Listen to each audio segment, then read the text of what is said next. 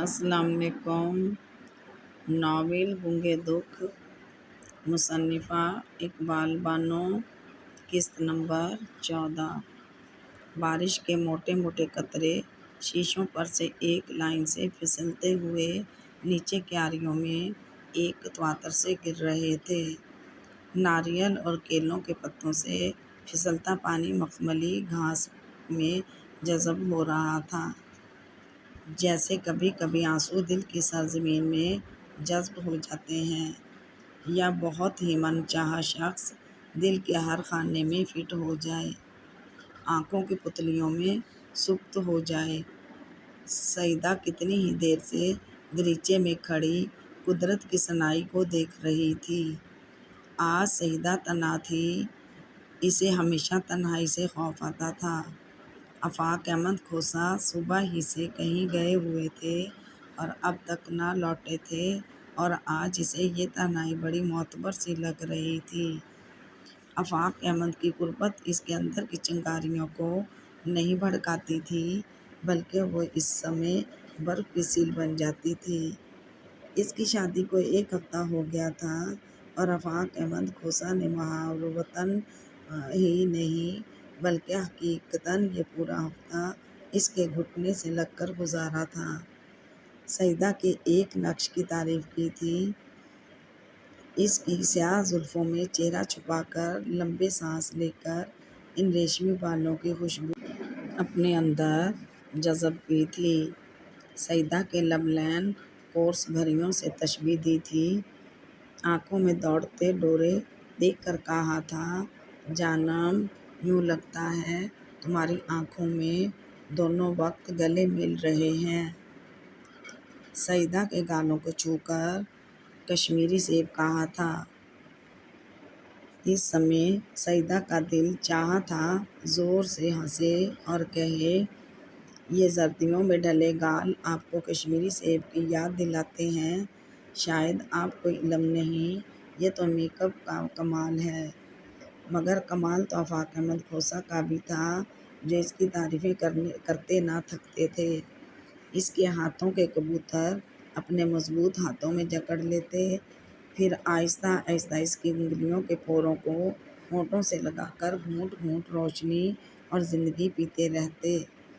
سعیدہ کو اسی سمے بہت الجھن ہوتی، جی چاہتا آفاق احمد کو پرے دھکیل دے۔ ہو نو، سارے پرانے برتے ہوئے جملے، کسی اور کو دی گئی تشبیہات، سب کچھ ہی تو برتا ہوا ہے، حتیٰ کہ یہ کمرہ بھی، یہ چھپر کھٹ بھی، اور تو اور مرد بھی برتا ہوا۔ کس سے شکوہ کرتی؟ دل کرتا کہ آفاق احمد کی بولتی زبان پر ہاتھ رکھ دے، اس کے ہونٹوں کو قفل لگا دے اور کہے، پلیز آپ مجھ سے یہ سب کچھ نہ کہا کریں، میں اس جملے بازی کے بغیر بھی آپ کے ساتھ خوش اور آپ کی وفادار رہوں گی۔ مگر وہ یہ سب نہ کہہ سکتی تھی۔ آفاق احمد کی عادتیں اسے ذرا بھی پسند نہ تھیں۔ وہ اس کی تعریفیں کرتے کرتے ایک دم ہی کہہ دیتا، جانم مجھے جلد اپنے مربوں کا وارث چاہیے، بہت جلد۔ سعیدہ سر جھکا کر رہ جاتی، کبھی کبھی تو وہ مشکل سے اپنے اندر ابلنے والا یہ جملہ ہونٹوں کی باز کے پیچھے روک لیتی، کیا میں گھڑ کر ڈالوں؟ مگر ایک تو وہ عورت تھی، پھر نئی نویلی دلہن اسے زیب نہ دیتا کہ منہ پھاڑ کر کہہ دے۔ لیکن اب وہ اپنی تعریفیں اور آفاق احمد کی خواہشیں اگنے لگی تھی۔ الہی، بہت لمبا سفر ہے، کس طرح کٹے گا یہ فاصلہ؟ زندگی کی شاہراہ بہت طویل ہے، اور میں ابھی سے بہت تھک گئی ہوں، پاؤں تھک گئے ہیں، دل تھک گیا ہے، حتیٰ کہ روح پر بھی چھالے پڑ گئے ہیں۔ کب ختم ہوگا یہ آبلہ پائی کا سفر؟ اتنی جلدی تھکن نے مجھے کیوں جکڑ لیا ہے؟ ابھی تو سفر کی ابتدا ہے۔ آنسو 2 شریر بچوں کی طرح اس کے گالوں پر لڑھک آئے۔ وہ اپنی سوچوں میں اس طرح غلطاں تھی کہ اسے آفاق احمد کے آنے کا پتہ بھی نہ چلا۔ ایک تو دروازہ کھلا ہوا تھا، دوسرے کمرے میں دبیز ایرانی قالین بچھا تھا جو آہٹیں اس طرح جذب کر لیتا جیسے بارش کا قطرہ زمین جذب کر لیتی ہے۔ آفاق احمد آگے بڑھے اور دریچے میں کھڑی سعیدہ کے پیچھے جا کر اس کے گلے میں اپنی مضبوط باہوں کا ہاتھ ڈال دیا۔ سعیدہ نے تڑپ کر تیزی سے ان کے ہاتھ ایسے جھٹکے جیسے وہ آفاق احمد کے بازو نہ ہوں بلکہ سانپ ہوں جو اس کے گلے سے چمٹ گئے ہوں۔ میں ہوں جانم۔ آفاق احمد کھوسہ کے لہجے میں حیرت اور محبت دونوں جذبے نمایاں تھے۔ سوری، میں سمجھی پتہ نہیں کون ہے۔ ڈر گئی تھیں۔ آفاق احمد کے لب مونچھوں تلے مسکرا رہے تھے۔ جی، وہ بولی۔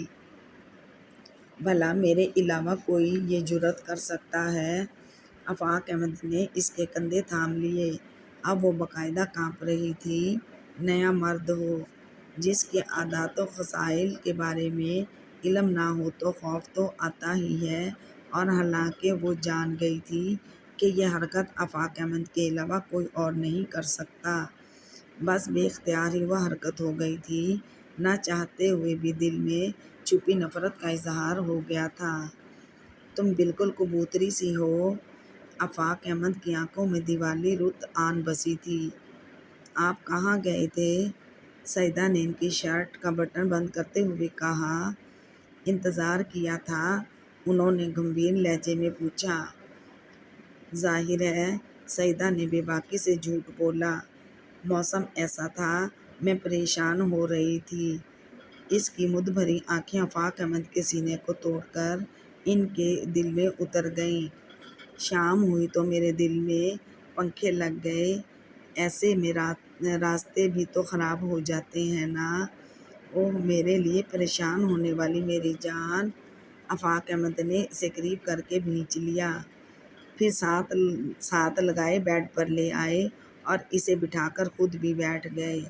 پھر سعیدہ کی خوبصورت سراہی اور گردن پر ہونٹ رکھتے ہوئے سرگوشی میں بولے، آج رات تمہیں میرا انتظار نہیں کرنا چاہیے۔ کیوں؟ سعیدہ ان کی سانسوں کی گرمی سے بچتے ہوئے حیرت سے بولی۔ تمہیں پتہ ہے نا کہ خورشید بھی میری بیوی ہے اور… ٹھیک ہے، میں آپ کو منع نہیں کرتی، سعیدہ بات کاٹ کر بولی۔ سعیدہ میری جان، انہوں نے سعیدہ کو لپٹا لیا۔ میں صرف تمہارا ہوں، یقین کرو تم، اور مجھے یہ یقین ہے کہ تم ہی مجھے اس خوبصورت روپ سے نوازو گی جو مجھے خورشید 9 برس سے نہ دے سکی، مگر میں اسے بھی نہیں چھوڑ سکتا کیونکہ مجھ سے کبھی آپ شکوہ نہیں سنیں گے۔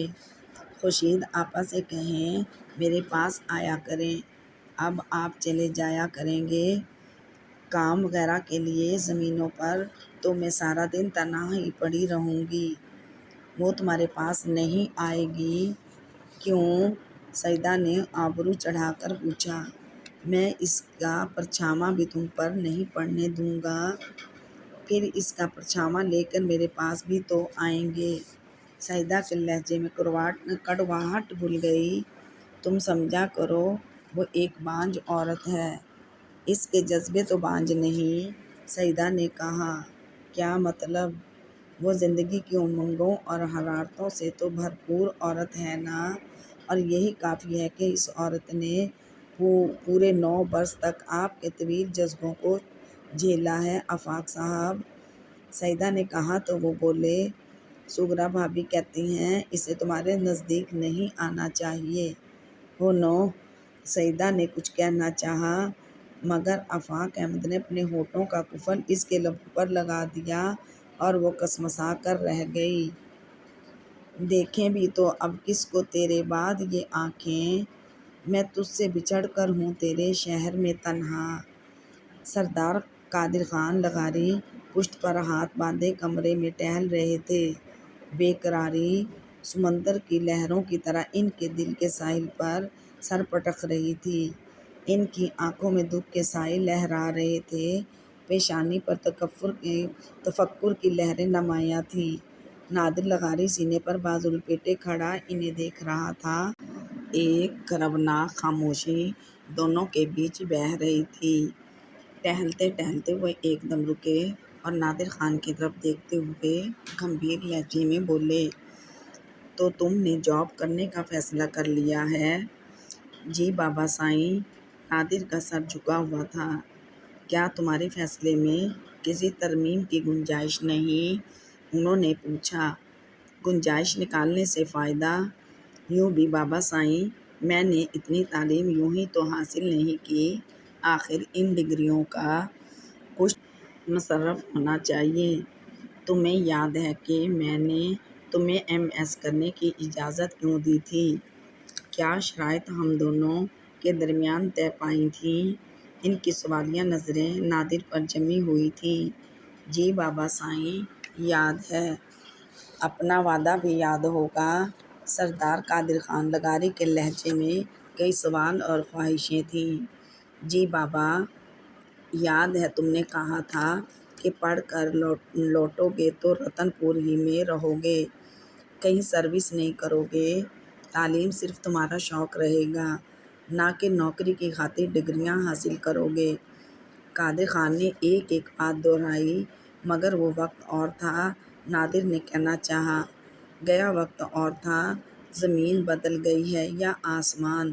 سردار قادر خان لغاری کے لہجے میں جانے کیا تھا کہ نادر کی ریڑھ کی ہڈی میں سنسناہٹ دوڑ گئی۔ بابا سائیں، نادر ایک طویل سانس لے کر بولا، انسان جو کچھ سوچتا ہے وہ تو نہیں ہوتا۔ میں نے بھی اپنے مستقبل کے بارے میں بہت کچھ سوچا تھا، پتہ نہیں کس کی نظر لگ گئی۔ قادر خان کے لبوں پر مسکراہٹ کی لکیر کھنچ گئی۔ وہ آگے بڑھے اور نادر کے کندھے پر ہاتھ رکھتے ہوئے سامن جیسے لہجے میں بولے، پتر، زندگی میں نشیب و فراز تو آتے ہی رہتے ہیں، ہمیشہ ہی بلندیاں نصیب نہیں ہوتیں، کبھی کبھی پستیوں کو بھی گلے لگا کے جینا پڑتا ہے۔ جو زندہ رہتے ہیں شکست بھی وہی کھاتے ہیں اور کامیابیوں کے جھنڈے بھی وہی گاڑتے ہیں، اور جو شکست نہیں کھاتے وہ مردہ ہوتے ہیں۔ خود کو زندہ ثابت کرو، اپنے آپ سے اور گھر سے فرار حاصل نہ کرو، ایسا بزدل کرتے ہیں اور میں تمہیں بہادر دیکھنا چاہتا ہوں۔ ایسی کوئی بات نہیں، بس اچھی جاب مل رہی ہے، میں نے سوچا جوائن ہی کر ہی لوں، گھر بیٹھے بیٹھے بھی کیا کروں گا، کوئی دلچسپی بھی نہیں ہے۔ دلچسپیاں ہوتی نہیں، تلاش کی جاتی ہیں، تم بھی انہیں تلاش کرو۔ سردار خان لغاری ہنسے۔ ہاں بابا سائیں، آپ صحیح کہتے ہیں، دلچسپیاں کوئی خوشیاں تو ہی نہیں جو نہ ملیں۔ نادر کے لبوں پر کرب انگیز مسکراہٹ بکھر گئی۔ یہاں بھی تمہاری دلچسپی کا سامان ہو سکتا ہے؟ کیا مطلب؟ نادر نے حیرت سے باپ کی طرف دیکھا۔ سردار خان کے لبوں پر زندگی سے بھرپور مسکراہٹ تھی۔ خود بخود دل میں بہل جائے گا، تمہاری شادی کر دیتے ہیں۔ نہیں نہیں بابا سائیں، نادر خان کا ذہن جھنجھنا کر رہ گیا۔ کیا شادی نہیں کرو گے؟ سردار خان لغاری کا لہجہ ترش تھا۔ پلیز بابا سائیں، نادر خان نے کا ہاتھ تھام لیا اور نہایت ملتجی لہجے میں کہنے لگا، مجھے اتنی جلدی حادثوں کا شکار نہ ہونے دیں، مجھ میں حوصلہ نہیں ہے۔ میں نے یہ کب کہا ہے؟ شادی تو میں نے کرنی ہے، مگر ابھی نہیں۔ نادر لغاری کی آنکھوں میں پیاسا اضطراب جھلک رہا تھا۔ اس گھر کی بہاریں تم سے اور شاکر سے قائم ہیں پتر، ان کو تاراج مت کرو۔ قادر خان لغاری ہولے سے بولے۔ بس بابا سائیں، فی الحال آپ اس ٹاپک کو نہ چھیڑیں، یقین کیجیے میں شادی کروں گا، مگر ابھی نہیں، آپ تھوڑا سا انتظار کریں، مجھے سنبھلنے کا موقع تو دیں۔ انتظار؟ سردار قادر لغاری کے تھرتھراتے لبوں سے یہ لفظ اس طرح ادا ہوا جیسے سامن کی پہلی بوند دھرتی پر گرتی ہے۔ پتر، تمہیں معلوم نہیں کہ انتظار ہر کسی کو راس نہیں آتا؟ تمہاری ماں نے بھی انتظار میں وقت گزار دیا، مگر وقت کسی کا انتظار نہیں کرتا، یہ تو گزرتا ہی چلا جاتا ہے اڑتے پنچھی کی طرح۔ تیری ماں بھی انتظار کرتی رہی کہ اس کا بھتیجا سعیدہ کو بیاہ کر لے جائے گا۔ اس کی آنکھیں دلہا بنے رضا علی کا انتظار کرتی رہیں اور وہ صالحہ کو بیاہ لایا۔ پتر، ایسا نہ ہو میں بھی تمہارا صحرا دیکھنے کے انتظار میں بیٹھا رہوں۔ میری آنکھوں کو اتنا انتظار نہ دینا کہ پتھرا جائیں۔ نہیں بابا سائیں، ایسا نہیں ہوگا، نادر تڑپ کر بولا۔ اپنے وعدے سے تو نہیں مکرو گے؟ آپ اعتبار کریں۔ ٹھیک ہے، تم سروس جوائن کر لو، مگر اپنا وعدہ یاد رکھنا۔ میں ابھی سے تمہارے لیے لڑکی تلاش کرنا شروع کر دوں گا۔ بابا سائیں، یہ نہیں ہو سکتا کہ میری پسند کو اولویت دی جائے۔ نادر نے پوچھا، ہے کوئی؟ ہے نہیں تو ہو جائے گی۔ آخر کسی کو پسند تو کرنا ہے، گھر تو بسانا ہے بابا سائیں۔ مجھے یقین ہے کہ آپ اب مجھے یہ اجازت ضرور دیں گے کہ اپنا ہمسفر میں خود تلاش کروں۔ ضرور ضرور، جو تم چاہو گے وہی ہوگا۔ قادر خان نے بہت جلد ہتھیار ڈال دیے کہ جوان اولاد کے سامنے ہار مان ہی لینا چاہیے۔ ماں جی کو منانا آپ کا کام ہے، نادر نے کہا۔ اس کی پرواہ نہ کرو، بھتیجے نے اسے ایسے برچھی ماری ہے کہ اس کا زہر اس کے پورے وجود میں اتر گیا ہے۔ وہ کچھ کہنے کے قابل ہی نہیں رہی۔ سردار قادر خان لغاری کے لہجے میں نفرت ہی نفرت تھی، اور وہ نفرت کرنے میں حق بجانب تھے۔ صرف رضا علی کی وجہ سے ان کے بیٹے اور بیٹی کا مستقبل تاریک ہوا تھا۔ گھر میں رونق کے بجائے دکھوں کی آندھیاں چلی تھیں۔ رتن پور کی حویلی میں آنسوؤں کا سیلاب آ گیا تھا۔ جگ ہنسائی الگ ہوئی تھی، پھر بھی قادر خان لغاری نے اپنی حکمت عملی سے بیٹی کا گھر تو بسا دیا تھا۔ اب انہیں فکر تھی تو نادر کی تھی۔ وہ چاہتے تھے کہ بہو لے آئیں تاکہ ہر زخم مٹ جائے، کوئی دکھ نہ رہے۔ انہیں یہ بھی تو صدمہ تھا کہ بیٹا عرصے بعد واپس آیا تھا تو اس کے سپنوں کی بگیا میں آگ لگ گئی تھی۔ جس کا گھونگھٹ الٹنے کے وہ خواب دیکھتا تھا وہ پرائی ہو گئی تھی۔ پھر سردار قادر خان سوچتے تھے، شاید نادر کی قسمت میں ہی وہ خوشی لکھی ہوئی نہ تھی۔ وہ چاہتے تھے بیٹے کے لبوں پر خوشیاں سجا دیں، کوئی دکھ نہ رہے اسے، مگر انہیں علم نہ تھا کہ کچھ دکھ ایسے ہوتے ہیں جو گزرتے وقت کے ساتھ ساتھ دل میں اپنی جگہ گہری کر جاتے ہیں۔ وقت گزرتا جاتا ہے مگر یہ دکھ ماضی کی خلش بن کر سینے میں بیٹھ جاتے ہیں۔ ایسے ہی دکھوں نے نادر لغاری کے دل کا بھی احاطہ کیا ہوا تھا۔ نادر خان لغاری جب MS کرنے آسٹریلیا گیا تھا تو اس نے اپنے والد سردار قادر خان لغاری سے وعدہ کیا تھا کہ بس اس کا پڑھنے کا شوق ہے، ڈھیر ساری ڈگریاں حاصل کرنے کی خواہش ہے، اور اپنے اس شوق سے حاصل کی گئی ڈگریوں کو وہ کبھی سروس کے لیے استعمال نہیں کرے گا، بلکہ وہ واپس آئے گا تو ان کے ساتھ زمینوں کی دیکھ بھال کرے گا۔ وہ اپنے وعدے پر ہمیشہ قائم رہتا اگر حالات ایسے نہ ہوتے۔ اسے کیا معلوم تھا کہ حالات اس قدر بدل جائیں گے کہ اسے اپنے گھر ہی میں رہنا محال ہو جائے گا۔ رتن پور کی اس بڑے بڑے کمروں والی شاندار حویلی میں اس کا دم گھٹتا تھا۔ لگتا تھا روح زخمی ہو گئی ہو۔ جسم پر کوئی زخم ہو تو اس کا علاج بھی کیا جاتا ہے، مگر کوئی روح کے زخموں کا کیا کرے جن کا کوئی علاج نہیں۔ کسی مسیحا کے پاس روح کے چھالوں کی دوا نہیں ہوتی۔ گزرتا وقت ہر زخم کو مدمل کر دیتا ہے، لیکن یہ غلط ہے۔ کچھ زخم ایسے ہوتے ہیں جو گزرتے وقت کے ساتھ بڑھ کر ناسور بن جاتے ہیں اور جو سدا ہی بہتے رہتے ہیں۔ سمینا کی خسری نے نادر کی روح پر بھی ایسا ہی کاری زخم لگایا تھا جس کی ٹیسیں اسے بے حال کر رہی تھیں۔ جب سے وہ آیا تھا اس کا رتن پور میں دل ہی نہ لگ رہا تھا۔ سوچیں اسے مکڑی کے جالے کی مانند جکڑ لیتی تھیں اور یہ احساس اسے کچوکے دیتا، سمینا نے تمہیں، نادر خان تمہیں ٹھکرا کر ایک بینک کے معمولی سیکنڈ آفیسر کو اپنا لیا، تمہارے بجائے اس نے عرفان صدیقی جیسے غریب شخص کو منتخب کیا، والدین کے انتخاب کو لمحوں میں ریجیکٹ کر دیا۔ بس یہی احساس اسے تڑپا دیتا۔ سمینا کی خود پرستی نے اسے توڑ دیا تھا۔ تب ہی تو اس نے سروس کرنے کا فیصلہ کر لیا تھا اور سردار قادر خان سے پوچھے بغیر ہی اس نے بالا بالا سب کچھ کر لیا، حتیٰ کہ اب اس کا اپائنٹمنٹ لیٹر آ گیا تھا اور اب تو کچھ چھپانا بھی فضول تھا۔ جب وہ انٹرویو دینے کے لیے گیا تھا تو اپنے دوست صفدر کے یہاں جانے کا بہانہ کر کے گیا تھا۔ اب تو مستقل اس کو وہیں رہنا تھا۔ اسے لاہور جانا تھا، جہاں ایک فرم میں اس کا بطور ایگزیکٹو آفیسر تقرر ہوا تھا۔ دل کو بہلانے کے لیے اس نے سروس کرنے کا فیصلہ کیا تھا اور سردار قادر خان نے اسے بہت مشکل سے اجازت دی تھی۔ اب وہ لاہور جا رہا تھا۔ لاہور، اس شہر کے نام سے ہی نادر خان کے دل میں عجیب سی لہریں مد جزر مچاتی تھیں۔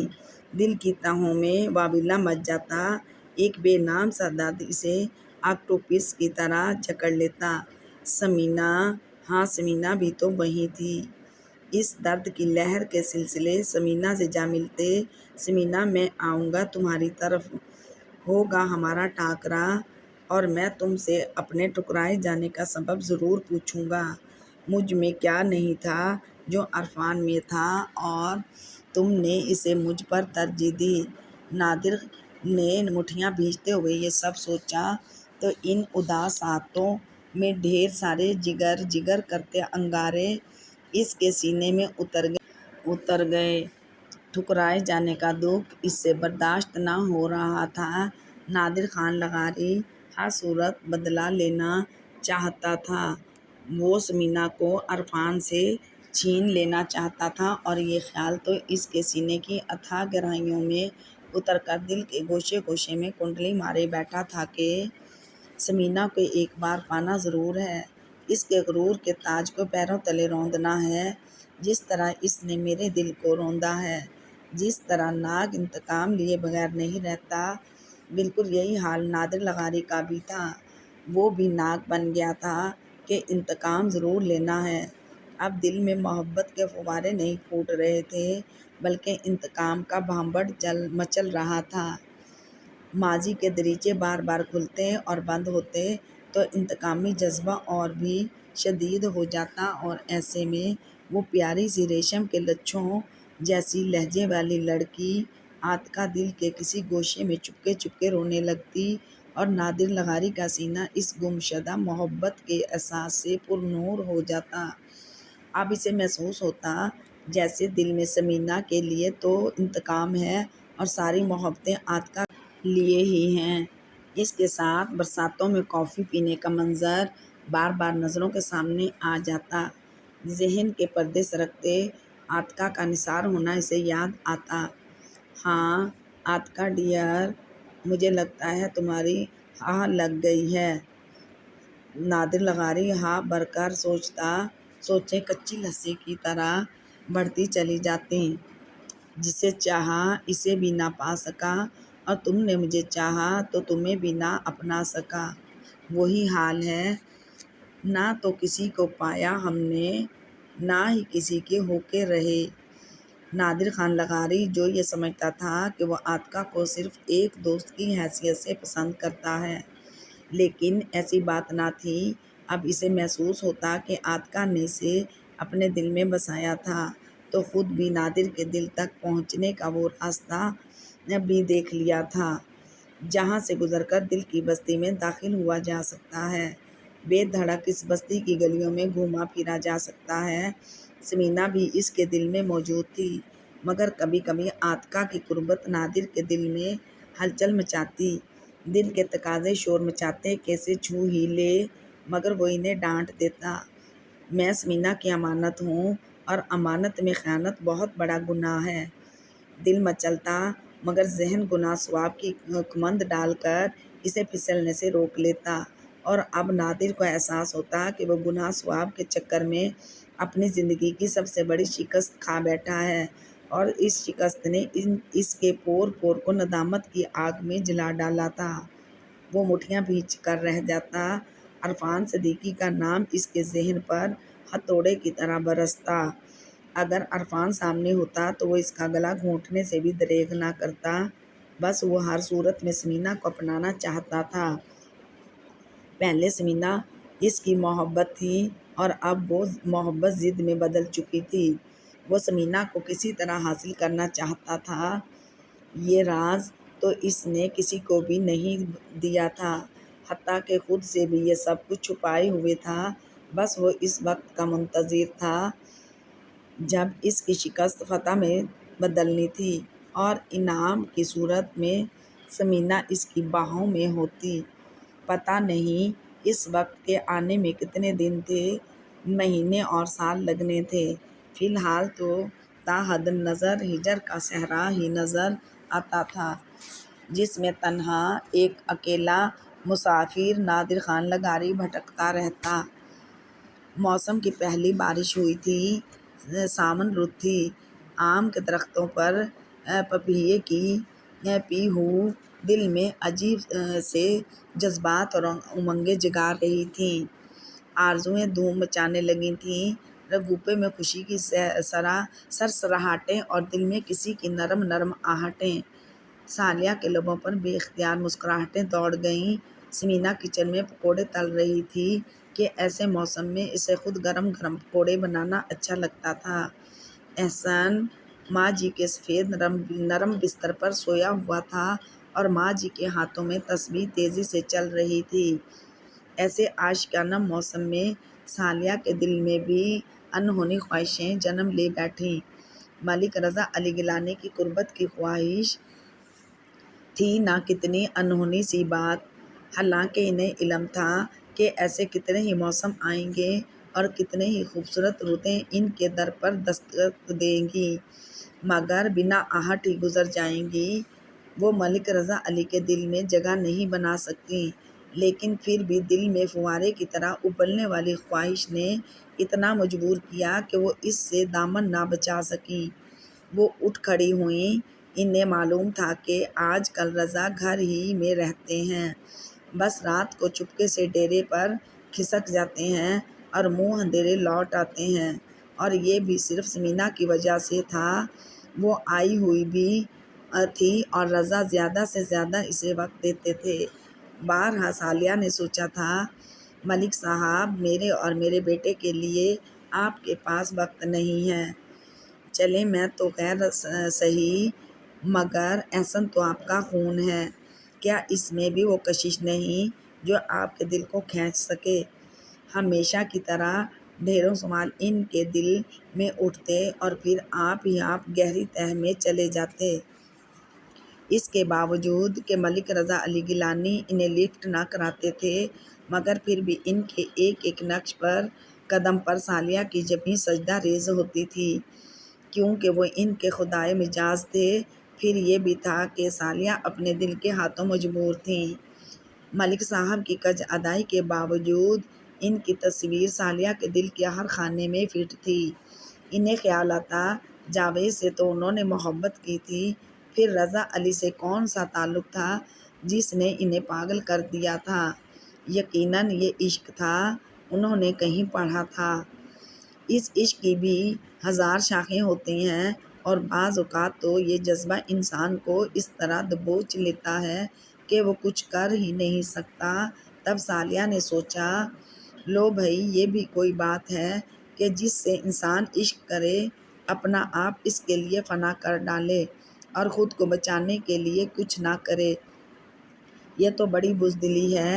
عشق تو نہ ہوا، بزدلی ہوئی۔ یہ تو اس وقت ان کی زندگی میں جاوید بھی نہ آیا تھا، مگر جاوید سے منگنی ہوئی تو پتہ چلا کہ محبت کیا ہوتی ہے، چاہنے اور چاہے جانے کے کیا معنی ہیں۔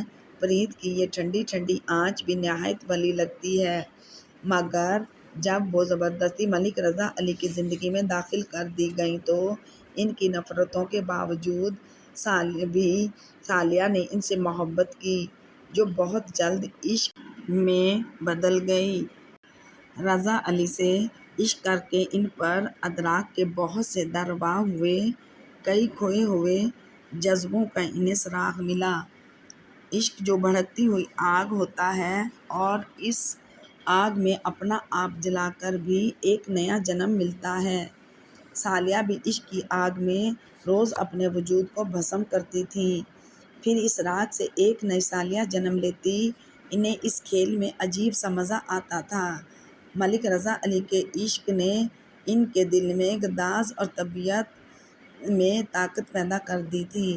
کبھی جبراً وہ سالیہ کو دیکھ کر مسکرا دیتے تو ان کی مسکان اجالا سالیہ کے سینے کی اتھاہ گہرائیوں میں اتر کر دل کے گوشے گوشے کو منور کر دیتا۔ اور اب سالیہ خاتون کو پتہ چلا تھا کہ عشق کیا ہوتا ہے، اور جب یہ جذبہ انسان کو دبوچ لے تو وہ کیوں کچھ نہیں کر سکتا، کیونکہ اس عشق کے گھوڑے کی باگیں تو دل نے اپنے ہاتھ میں رکھی ہوئی ہوتی ہیں۔ جو کسی کی نہیں سنتا، بس اپنی ہی من مانی کرتا ہے۔ اس وقت بھی وہ اپنے دل کے تقاضوں سے مجبور ہو کر اٹھی تھیں۔ کہاں جا رہی ہو؟ ماں جی نے ریشم جیسے لہجے میں پوچھا۔ دیکھوں سمینا نے پکوڑے تل لیے ہیں۔ سالیہ نے جبری مسکراہٹ لبوں پر پھیلائی۔ پتہ نہیں کیوں آج پہلی بار سالیہ کو ماں جی کی مداخلت اچھی نہ لگی۔ حلیمہ بی بی بہت جہاں دیدہ عورت تھیں۔ وہ جان گئیں کہ ابر بہاراں کا موسم جوان لڑکیوں کے دلوں میں کیسی اگنی سلگا دیتا ہے۔ رضا سے کہو کہ شام کو اسٹیشن چلا جائے۔ ماں جی کو معلوم تھا کہ وہ اپنی خوابگاہ میں جا رہی ہیں اور رضا اس وقت وہیں تھے۔ آپ نے نہیں کہا؟ سالیہ نے پوچھا۔ کہا تھا کل، تم ایک بار پھر یاد دلا دو۔ پہلی بار تمہاری اماں آ رہی ہیں، پھر موسم بھی ایسا ہے، شاید گاڑی لیٹ ہو۔ ماں جی نے آنکھیں موند لیں اور تسبیح چلاتے ہوئے ان کے لب بھی تھرکنے لگے۔ سالیہ نے احسن کی طرف دیکھا۔ وہ اطمینان سے سویا ہوا تھا۔ سالیہ ماں جی کے کمرے سے نکل آئیں۔ ان کی چال مست مورنی کی سی ہو گئی تھی اور اپنے آپ میں مست وہ اپنے کمرے میں آئیں تو دروازے ہی میں ٹھٹک گئیں۔ ملک رضا علی قد آور آئینے کے سامنے اب کھڑے اپنے گھنگریالے بالوں میں برش کرتے ہوئے اونچے سروں میں گنگنا رہے تھے۔ کبھی کبھی جب وہ تنہا ہوتے تو کوئی نہ کوئی غزل ضرور گنگناتے تھے۔ سالیہ کو ان کی طرح ان کی آواز بھی بہت اچھی لگتی تھی، جو سیدھی دل میں اتر جاتی، بالکل اسی طرح جب وہ لفظوں کے نشتر چلاتے تو دل میں کھپ جاتے تھے، اسی طرح ان کی فواروں جیسی آواز بھی دل کی سوکھی دھرتی کو بھگو ڈالتی تھی۔ سالیہ ویلوٹ کا پردہ تھامے اپنے مچلتے ہمکتے دل کو قابو میں کیے کھڑی تھیں اور رضا علی کے لبوں سے غزل کے بول ستاروں کی طرح ٹوٹ ٹوٹ کر ادا ہو رہے تھے۔ سارے دکھ سہ گئیں آنکھیں میری، دیکھتی رہ گئیں آنکھیں میری۔ سالیہ دوپٹے کا پلو انگلی پر لپیٹتے ہوئے سوچنے لگی، واقعی ہی یہ سچ ہے۔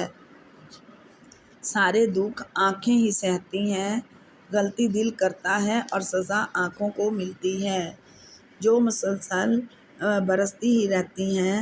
سمندروں جیسا پانی ان دو کٹوروں میں نہ جانے کہاں سے آ جاتا ہے، جتنا بہاؤ پھر بھی یہ کٹورے بھرے ہی رہتے ہیں اور ذرا اسے دکھ پر چھلکنے کو بے تاب ہو جاتے ہیں۔ سالیہ خاتون سوچوں میں غلطاں کھڑی تھیں۔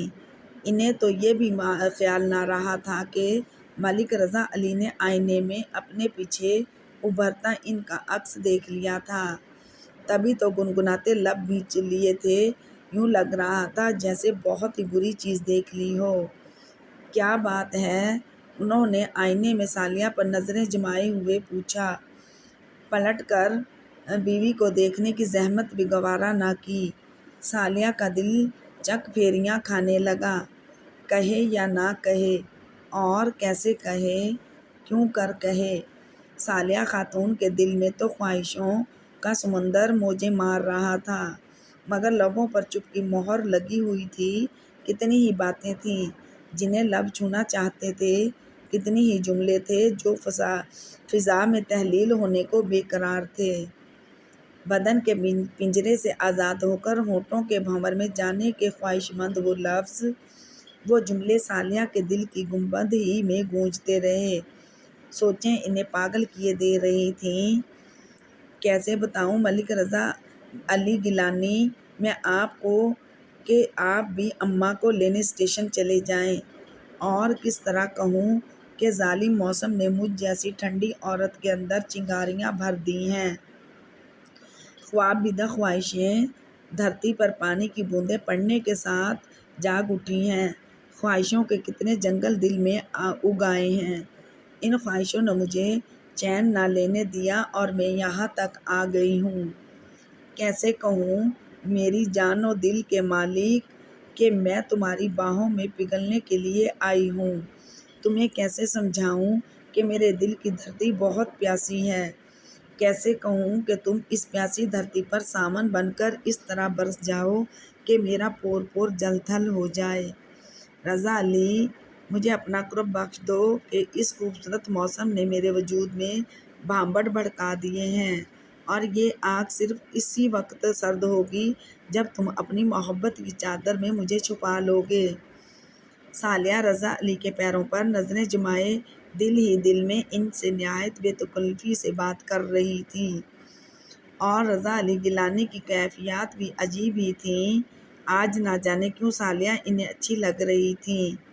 اپنی اپنی سی دل کے زینے سے آہستہ روی سے اترتی ہوئی سی انہوں نے لائٹ گرین سوٹ پہن رکھا تھا، اور کمرے کے ہلکے ہلکے اجالے میں وہ رضا علی گیلانی کے دل پر شہاب ثاقب کی لکیریں ڈالنے لگی تھی۔ اس وقت کم از کم رضا علی کو تو یہی محسوس ہو رہا تھا۔ دل کی دھڑکن بے راہ ہو رہی تھی، لفظ لگنے لگے تھے۔ کبھی کبھی تو ایسا ہوتا ہے کہ جس سے انسان اپنے وجود کی تمام تر شدتوں سے، روح کی عمیق گہرائیوں سے نفرت کرتا ہے، اور خود کو اس سے دور رکھنے کے لیے خود غرضی اور بے رخی کے قلعہ میں مقید کر لیتا ہے، وہی تن بدن میں جذب ہونے لگتا ہے۔ قلعے کی دیواروں سے سر ٹکرانے والا مفتی فاتح کا درجہ حاصل کرنے لگتا ہے۔ قلعے میں دراڑیں سی پڑنے لگی ہیں، اور محبت قطرہ قطرہ اندر رسنے لگتی ہے، جیسے سیپ میں پانی جو پھر موتی بن جاتا ہے۔ تو ایسا ہی کبھی کبھی ہوتا تھا۔ سالیہ خاتون بھی رضا علی گیلانی جیسی چٹان سے ٹکراتے ٹکراتے ان کے اندر جذب ہونے لگتیں، جس کا رضا علی نے کبھی اعتراف نہ کیا تھا۔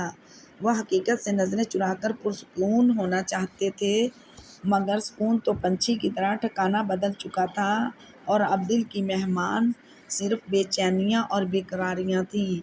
اس وقت بھی سالیہ اپنی تمام تر سادگی، حسن اور معصومیت کے ساتھ ملک علی رضا کے دل میں گویا اترتی جا رہی تھیں۔ انہوں نے پلٹ کر نہیں دیکھا تھا، مگر آئینے میں سالیہ کے سراپے پر نظریں گاڑ رکھی تھیں۔ ان کی قاصد آنکھیں اس حسین مجسمے پر جمی تھیں، جو آئینے میں کسی بت کی طرح ایستادہ تھا۔ رضا علی کی نظروں کے سامنے حسن اپنی پوری رعنائی کے ساتھ تھا، اداس حسن جس میں عجیب سا سحر ہوتا ہے، اور جو دل میں اتر کر رگ رگ میں سمانے لگتا ہے۔ گلاب چہرہ، شراب آنکھیں، سہما سہما انداز، اور سینے پر پڑا لائٹ گرین دوپٹہ لگتا تھا دوپٹے کے نیچے ہلچل مچی ہوئی ہو۔ سالیہ کی اداس حسین مد بھری آنکھیں ان کے سینے کی دیوار توڑتی ہوئی رضا علی کے دل میں اتر گئی تھیں۔ وہ ایک ٹک رضا علی کی پشت پر دیکھے جا رہی تھیں۔ رضا علی کے دل میں دھمک سی پڑنے لگی، اور اسی ساتھ ان پر منکشف ہوا کہ اگر وہ انہیں چند لمحے اور اسی طرح دیکھتے رہی تو دن دہاڑے ضبط کی تمام دیواریں گر جائیں گی، جیسے عید کے روز ہوا تھا، جب اس گلابی پری کو دیکھ کر ضبط کی ساری تنابیں ٹوٹ گئی تھیں۔ وہ کمزور لمحوں کی زد میں آ گئے تھے، اور پھر کئی روز وہ افسوس کرتے رہے تھے، کیا میں اس قدر کمزور ہوں؟ وہ مجھے جھکا سکتی ہے اپنے حسن سے، ملک رضا علی گیلانی جیسی چٹان کو ڈائنامائٹ بن کر توڑ سکتی ہے؟ نہیں، کبھی نہیں۔ مجھے نفرت ہے سالیہ خاتون، تم سے، تمہارے وجود سے، تمہارے پورے خاندان سے، انہوں نے تصور میں دانت کچکچا کر سالیہ کو مخاطب کیا تھا۔ انہیں کیا معلوم تھا کہ ان کی اس بے ساختہ حرکت نے سالیہ کو زندگی بخش دی تھی اور سالیہ اب تک اپنے ہونٹوں پر شہد کا سا ذائقہ محسوس کرتی ہیں۔ سالیہ کو یوں محسوس ہوا تھا جیسے وہ رضا علی کے تپتے ہونٹ نہ تھے بلکہ آب حیات کا پیالہ تھا جو انہوں نے سالیہ کے ہونٹوں سے بس ایک ساتھ کے لیے لگایا تھا۔ وہ تو جی اٹھی تھیں اور اسی دن سے تو آتش عشق اور تیز ہو گئی تھی۔ سالیہ کا تو بس نہیں چلتا تھا کہ ان کی اتنی کرم نوازی پر اپنی گوٹیاں رضا علی کے قدموں تلے بچھا دیں، ان کے دل سے اٹھنے والی آہیں اپنے ہونٹوں میں جذب کر لیں، اپنی آنکھوں کے نور سے ان کی زندگی میں اجالے بکھیر دیں اور ان کے سارے دکھ ناکامیوں کی تمام پرچھائیاں اپنے سینے میں اتار لیں۔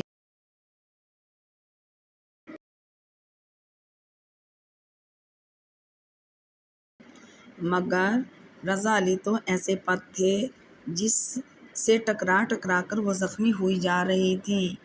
وہ ساتھ ایسی گزری تھی کہ پھر پلٹ کر نہ آئی تھی۔ سالیہ نے بہت انتظار کیا تھا مگر بعض انتظار تو انتظار ہی رہتے ہیں اور عمر گزر جاتی ہے۔ احسن کی پیدائش پر بھی رضا علی نے سالیہ سے کوئی محبت بھرا جملہ نہ کہا تھا۔ یہ ایک موقع تھا مگر یہ بھی ریت کی طرح مٹھی سے نکل گیا تھا۔ ایک دم ہی رضا علی ایڑیوں پر گھومے تو سالیہ خاتون عالم بے خودی سے نکل آئیں۔ کچھ کہنا ہے کیا؟ رضا علی گیلانی نہایت روحانیت سے پوچھ رہے تھے۔ جی ہاں، سالیہ نے اپنی تمام تر ہمتیں مجتمع کر کے کہا۔ فرمائیے۔ لہجے میں جو کاٹ تھی اس نے سالیہ کے سینے کو برمے کی طرح چھید کر رکھ دیا، اور یہ کوئی نئی بات تو نہ تھی۔ ایسا تو پہلے دن سے ہو رہا تھا۔ ان کے لفظ تلوار اور لہجہ تیغ ہونا تھا۔ حالانکہ اب تک سالیہ کو ان کے اس لہجے کا عادی ہو جانا چاہیے تھا، مگر پتہ نہیں کیوں رضا علی جب بھی نہایت تکلف سے ان سے بات کرتے تو سالیہ کے دل کی تہوں میں شور برپا ہو جاتا۔ ان کا جی چاہتا وہ شوہر سے کہیں، بھلا میاں بیوی میں کیسا تکلف، کیسا لحاظ، کیسے آداب، مگر سالیہ کبھی بھی یہ سب کہنے کی جرات نہ کر سکیں۔ بس آنسوؤں کی طرح آہیں بھی دل میں دبا لیتیں۔ پہلے دن سے جو تکلف کی دیوار دونوں کے بیچ کھڑی ہوئی تھی، سالیہ میں ہمت نہ تھی کہ اس دیوار کو میں شگاف ڈال سکتیں۔ شاید وہ اس انتظار میں تھیں کہ پہل رضا علی گیلانی کی طرف سے ہو، اور لگتا تھا یہ انتظار آخری سانسوں تک ختم نہ ہوگا۔ اس وقت تو ملک رضا علی گیلانی اس بات کے منتظر تھے کہ سالیہ کیا کہنے آئی ہیں، مگر وہ تو شوہر کی قربت میں ہمیشہ کی طرح سوچوں کے عمیق سمندر میں غوطہ خور کی طرح اتر گئی تھیں۔ رضا علی گیلانی پلنگ پر بیٹھ گئے اور گاؤ تکیے پر کوہنی سے سہارا لے کر بیٹھتے ہوئے انہوں نے پھر ایک بار بھرپور نگاہ دروازے کے بیچوں بیچ کھڑی سالیہ پر ڈالی۔ لمحہ بھر کو وہ نوکیلا مکھڑا انی بن کے ان کے سینے میں کھبنے لگا۔ وہ تلملا کر رہ گئے اور لہجے میں غصے کا بارود بھر کر بولے، کچھ کہنا ہے تو کہیں، میں انتظار کا عادی نہیں ہوں۔ وہ سالیہ پھر گڑبڑا گئیں۔ وہ جی کل شام بھی اماں عالیہ آ رہی ہیں۔ سالیہ نے جلدی سے کہا، مباد رضا علی سننے سے انکار کر دیں۔ سالیہ خاتون کی کانپتی لرزتی پلکیں اٹھیں، پھر گریں، پھر انہیں آپ کہیں جا رہے ہیں؟ سالیہ ہکلا گئیں۔ نہ جانے کیسے رضا علی کو ان کی گھبراہٹ لطف دے گئی۔ اس سمے وہ انہیں ایسی معصوم بچی کی مانند لگیں جو مارے خوف کے اپنی شرارت بتا دیتی ہے۔ کاش آج تمہاری جگہ سیدہ ہوتی، یہ سوچ ایک دم ان کے ذہن میں ابھری۔ پتہ نہیں یادوں کی پٹاری میں سے اس لمحے کہاں سے سیدہ کی خوشبو اٹھی جو پورے وجود پر مسلط ہو گئی۔ یہ صالحہ کی بدقسمتی تھی کہ جب بھی رضا علی جیسا کوہسار چٹکنے لگتا، کہیں سے سیدہ کی خوشبو اٹلاتی ہوئی ان کے دل کا حصار کر لیتی اور پھر ایسا جکڑتی کہ صالحہ فوراً ہی پس پشت چلی جاتی۔ اب بھی ایسا ہی ہوا تھا۔ مجھے معلوم ہے کہ تمہاری ماں آ رہی ہے، پھر میں کیا کروں؟ ملک رضا علی گیلانی کے لہجے میں امارت کا غرور تھا۔ ماں جی نے آپ کو کچھ کہا تھا؟ صالحہ نے پوچھا۔ ہاں کہا تھا، مگر میں اسٹیشن نہیں جاؤں گا۔ رضا علی کا لہجہ پتھریلا تھا۔ کیوں؟ صالحہ کے بے تاب لبوں پر بھی لفظ آ ہی گیا۔ تمہیں علم ہے کہ مجھے نہ تم سے کوئی دلچسپی ہے اور نہ ہی تمہارے گھر کے کسی فرد سے۔ ان کا لہجہ اتنا سخت تھا کہ صالحہ کے اعصاب پر پتھر برسنے لگے۔ انہیں لگا جیسے انہیں بھرے بازار میں سنسار کیا جا رہا ہو۔ تو آپ نہیں جائیں؟ ضبط گریہ سے صالحہ کی آواز بھرا گئی۔ نہیں۔ یہ لفظ رضا علی کے لبوں سے گولی کی طرح نکلا تو صالحہ کی آنکھوں میں پیاس کا صحرا امڈ آیا، مگر پھر بھی آنکھوں کے پیالے لبریز ہو گئے تھے۔ انہوں نے تڑپتے مچلتے دل پر صبر کی سیل رکھ لی، مگر نظریں ان پر جمی ہوئی تھیں۔ کتنا باوقار چہرہ ہے یہ، دیوتاؤں جیسی تمکنت آنکھوں میں ایسی چمک جو مقابل کی آنکھوں کو خیرہ کر دیں۔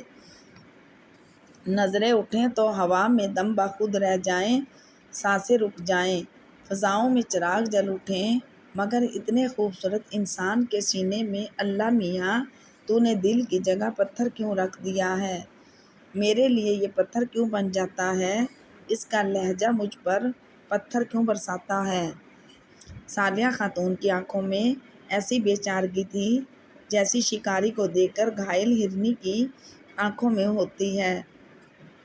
ملک رضا علی گیلانی نے ان خاموش لرزتے لبوں مگر بولتی آنکھوں کی التجا کا کوئی نوٹس نہ لیا اور پلنگ سے اٹھ کر کھڑے ہوئے۔ دوسرے لمحے وہ صالحہ کے قریب کھڑے احسان مندانہ لہجے میں کہہ رہے تھے، جادو کو بھیج دوں گا، وہ لے آئے گا۔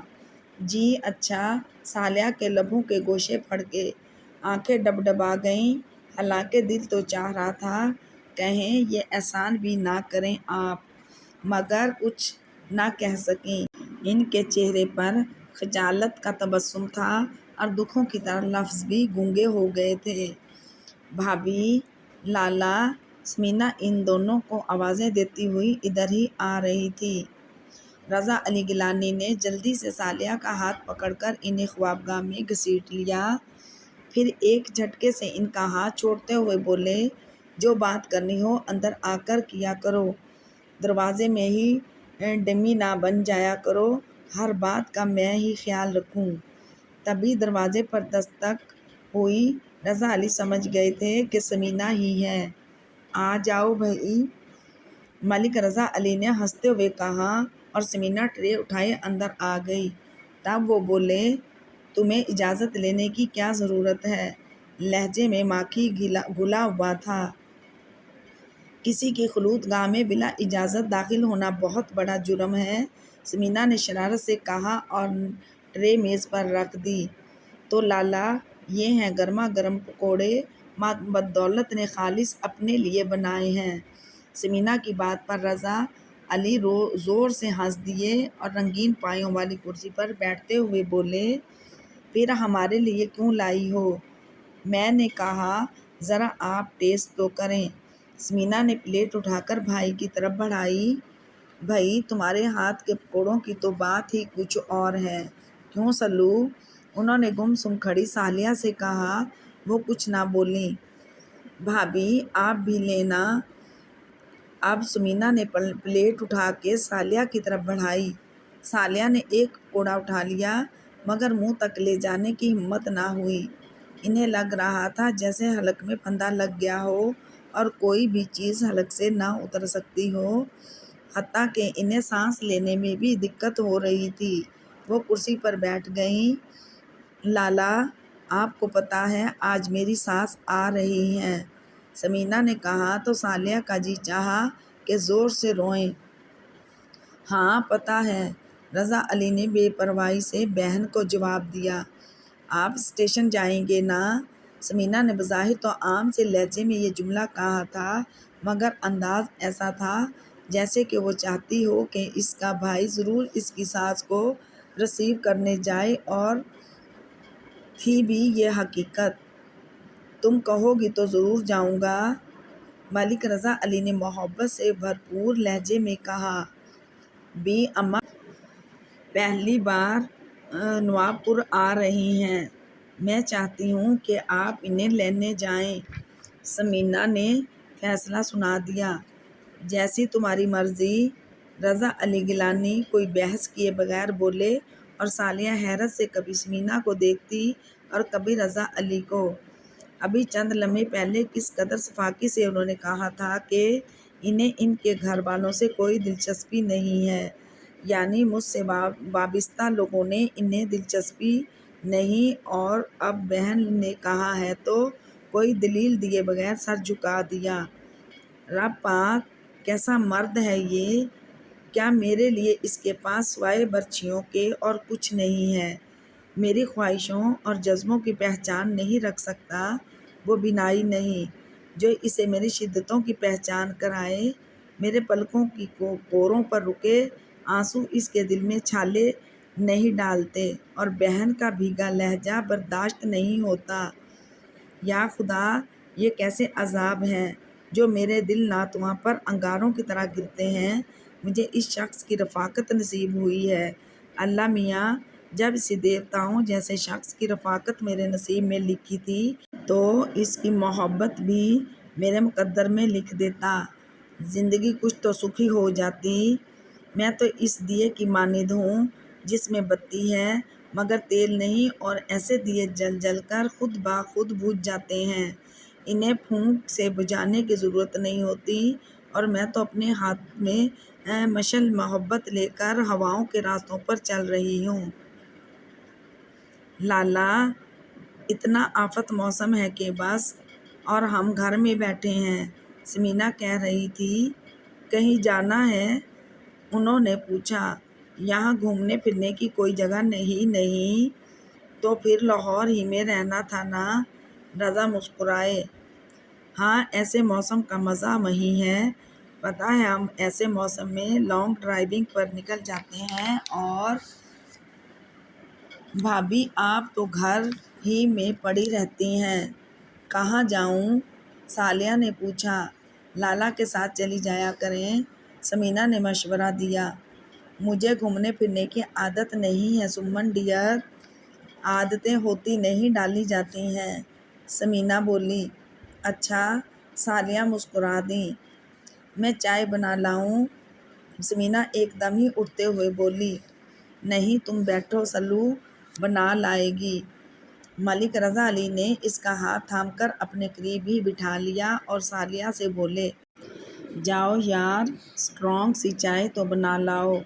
ان کے لہجے میں مٹھاس ہی مٹھاس تھی، جیسی کہ دکھاوے کے لیے ہوتی ہے، اور صالحہ جانتی تھیں یہ کیسی میٹھا ہے، جس کے ذائقے میں زہر کی سی کڑواہٹ ہے جو لمحہ بھر میں رگ رگ میں اتر جاتا ہے۔ نہیں بھابھی، ابھی کام نہ کریں، ماں جی خفا ہوں گی، سمینہ بولی۔ تم فکر نہ کرو، ماں جی کو پتہ نہیں چلے گا، صالحہ نے آہستگی سے کہا۔ فی الحال آپ کام نہیں کریں گی؟ سمینہ کا لہجہ حتمی تھا۔ چائے بنانا بھی کوئی کام ہے؟ صالحہ ہنس دیں۔ نوحوں جیسی ہنسی تھی وہ، لگتا تھا لہجے کا کانچ ٹوٹ گیا ہو، اور رضا علی نے کئی بار سوچا تھا وہ صالحہ سے کہیں اس طرح مت ہنسا کرو، لگتا ہے جیسے ڈھیر ساری چھوٹی چھوٹی کرچیاں میرے سینے میں چبھ رہی ہوں، اور اب بھی ان کی یہی کیفیت تھی۔ بھابھی، آپ لالا سے دل کا حال ونڈائیں، میں ابھی چائے لائی، سمینہ شریر لہجے میں کہتی ہوئی چھپاک سے کمرے سے نکل گئی۔ ہو نو، حال ونڈائیں، صالحہ دل ہی دل میں ہنسیں۔ ارے سمینہ، انہوں نے تو کبھی مجھ سے اپنے دل کی بات نہیں کی، حال بڑھانا تو دور کی بات ہے۔ ثالیہ نے کرسی کی پشت سے سر ٹکا کر آنکھیں موند لیں۔ رضا علی کے دل میں بھی ثمینہ کے جملے پر خود بدھ سی ہو گئی تھی۔ انہوں نے ایک سرد ہوا بھری اور سینے پر ہاتھ پھیرتے ہوئے ثالیہ کو دیکھتے ہوئے سوچنے لگے، کچھ سمجھ نہیں آتا کہ کس طرف جاؤں، کون سی راہ پر منزل ملے گی۔ یا خدا مجھے راستہ بتا، میری رہنمائی کر، میں بھٹک رہا ہوں۔ قدم لڑکھڑا رہے ہیں، اپنے دل کے گنبد میں صرف اپنی ہی آواز سن سکتا ہوں۔ اس نارسائی کے دکھ سے مجھے نجات دلا۔ ہاں رب پاک، اب حوصلہ نہیں یہ سب سہنے کا۔ سعیدہ والی ناکامی کا تیر میرے دل کے شجر سے نکال دے، وہ ناکامی مجھے چین نہیں لینے دیتی۔ دونوں ہی اپنی اپنی جگہ سوچوں میں غلطاں تھے۔ ثالیہ کی سوچیں تو صرف رضا علی تک محدود تھیں۔ رضا ایسا دائرہ تھے جس میں ثالیہ چکراتی پھر رہتی تھی۔ وہ نئے عزم اور ولولے سے پھر رضا علی کے دل میں جگہ بنانے کی کوشش کرتیں، منصوبے بناتیں، مگر انہیں لگتا وہ تو رضا علی کے درد دل پر دستک تک نہیں دے سکتیں۔ دل میں جگہ بنانا تو دور کی بات تھی، اور آج وہ یہ سوچنے پر مجبور ہو گئی تھیں کہ وہ اپنی آنکھیں نکال کر بھی رضا علی کے قدموں تلے بچھا دیں، تب بھی ان کے دل میں کوئی مقام نہیں بنا سکتیں۔ ان کے وجود میں کانٹے اگ آئے تھے۔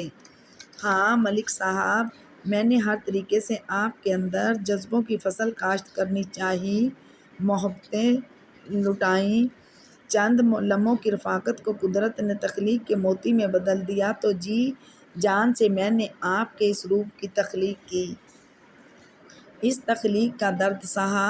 اس کے علاوہ بھی ایسی ایسی آپ پر شدتیں نچھاور کیں کہ اگر چٹان بھی ہوتی تو اس کے اندر بھی کونپل پھوٹ پڑتی۔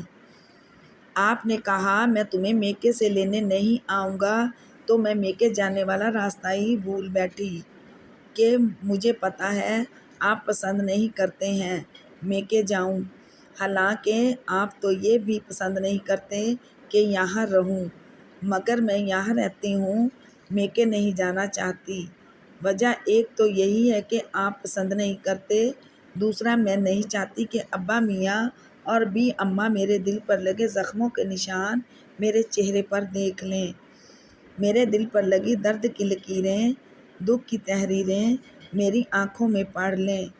نہایت احتیاط سے انہیں اپنی خیریت کے چند جملے کاغذ پر تحریر کر کے بھیجتی ہوں کہ کہیں دل کا درد قلم کی نوک پر نہ آ جائے، پھر بھی میرے لیے صرف جھڑکیاں ہیں۔ ہاں میرے سر کے سائیں، آپ کی پیشانی پر پڑی لکیریں ختم نہیں ہوتیں۔ آپ سرد مہر ہیں رضا علی۔ آپ تو سائبیریا کا وہ علاقہ ہیں جہاں حد نگاہ تک برف ہی برف دکھائی دیتی، اور یہ برف میرے دل پر بھاری سیلوں جیسا بوجھ ڈال دیتی ہے۔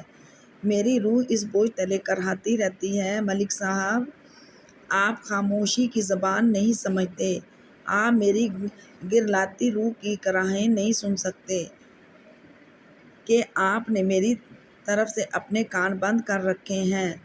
مجھے میرا جرم بتا کر سزا دیں، کوئی سزا کی مدت بھی مقرر کریں۔ ملک صاحب، میرے تن من کے مالک، مجھے سزا ضرور دیں اپنی زندگی میں زبردستی داخل ہونے کی، مگر مدت ضرور بتا دیں، میرا جرم بھی بتا دیں۔ بغیر جرم کے دار پر چڑھا دینا، پھر مدت سزا بھی نہ بتانا کہاں کا انصاف ہے۔ میں بہت تھک گئی ہوں۔